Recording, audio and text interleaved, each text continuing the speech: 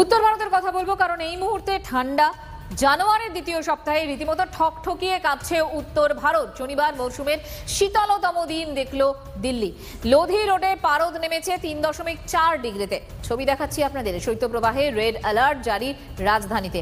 কুয়াশার চাদরে ঢেকেছে পাঞ্জাব, হরিয়ানা, চণ্ডীগড়, উত্তরপ্রদেশও। জম্মু এবং কাশ্মীর, হিমাচল প্রদেশে প্রবল তুষারপাত।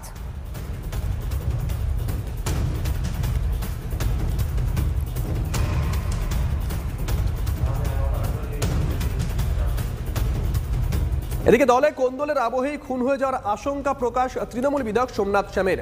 টিটাগড়ে গত রাতে জনসভায় সেই আশঙ্কার কথা জানানোর পরেই বাড়ানো হয়েছে বিধায়কের নিরাপত্তা ব্যবস্থা। নিরাপত্তা বাড়ল সেচমন্ত্রী পার্থ ভৌমিকেরও। মন্ত্রী এবং বিধায়কের আরও 4 জন করে সশস্ত্র নিরাপত্তা রক্ষী বাড়ানো হয়েছে। এখন থেকে দুজনেরই 10 জন করে দেহরক্ষী থাকবে।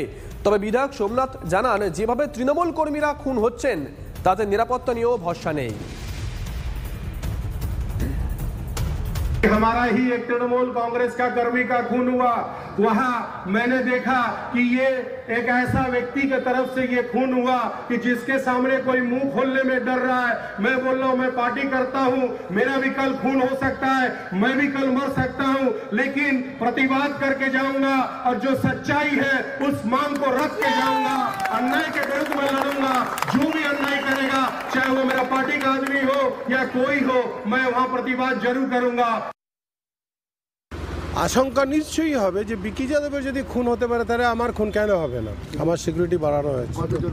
4 জন বাড়ানো হয়েছে। কতজন ছিল? আমার আগে 6 জন ছিল, আরো 4 জন বাড়ানো হয়েছে। মোট 10 জন।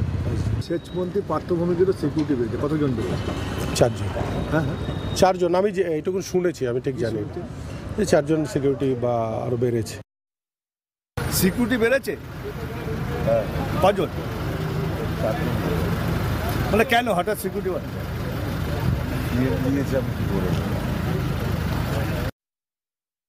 পশ্চিমবাংলায় যেখানে যত খুন হচ্ছে বেশিরভাগটাও তৃণমূলে খুন হচ্ছে। ব্যারাকপুরের শিল্পাঞ্চলেও যা গন্ডগোল হচ্ছে ওদের মধ্যেই গন্ডগোল হচ্ছে, বিজেপির মধ্যে নেই। তা নিশ্চয়ই উনি ওনার দলের লোক কি বলেছেন, তো ওনার পরিষ্কার করে বলা উচিত কার বিরুদ্ধে বলছেন। ওনার সিকিউরিটি বাড়ানো হলো মানে কি, ওনার কথাটা সত্যতা তো মেনে নেওয়া হলো। তাহলে বাংলার আইবি কি করছে, বাংলার পুলিশ কি করছে, তাহলে তো সেটা দেখা উচিত এবং যারা ওনাকে খুন করতে পারে বলে উনি সন্দেহ করছে তাদের অ্যারেস্ট করা উচিত। কি মুশকিলের কথা, তার আশঙ্কার কথা সে হয়তো বলেছে। তার সাথে আইন শৃঙ্খলা নেই এরকম বহুজন বলতে পারি। আইন শৃঙ্খলার সাথে আশঙ্কার কোনো সম্পর্ক নেই। কংগ্রেসে এখন কাটমানি নিয়ে গন্ডগোল চলছে, কে কখন গুলি খাবে কোনো গ্যারান্টি নেই।